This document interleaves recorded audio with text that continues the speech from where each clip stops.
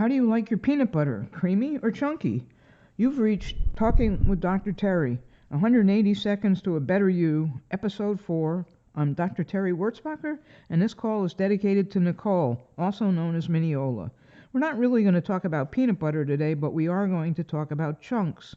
I'm sure there are more fancy words for it, and you can use whatever word you like, but chunks comes naturally since I've been pretty chunky all my life, and sometimes that was considered an understatement. People always want to know how to run or walk 314 miles like I do every July in Tennessee. It's like everything else you do, 1 mile at a time. Sometimes for me, it's one guardrail at a time. This past year, I fell into an unusual trap, for me anyway, on the first day.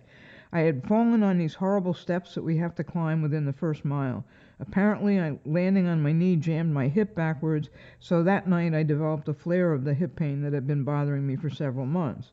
As I trudged along that evil white line in the dark, all I could think of was, there's no way I can stand this pain with every step for the next 9 days. I know better than to do that, but pain works magic wonders and bad magic wonders on your brain.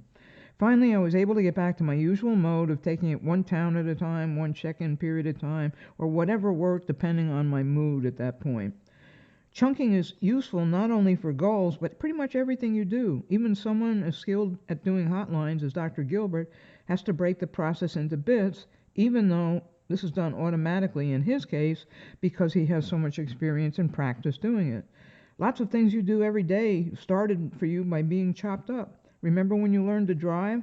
It's especially pertinent if you learn to drive a stick shift. Do they even make those anymore?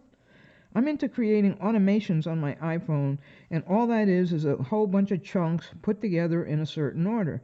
That's another key part of all of this, is you have to place these pieces in a certain order for the jigsaw puzzle to come out right. This helps with procrastination too. There's a whole lot of factors involved with procrastination, but often it's because someone is overwhelmed by the daunting task of figuring out what to do.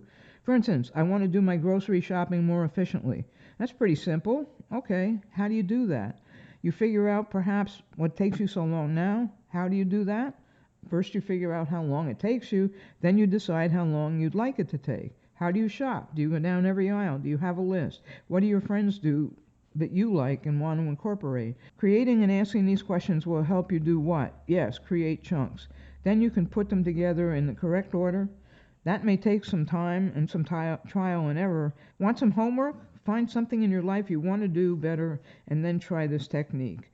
Let me know what you think after the beep, and here's the beep.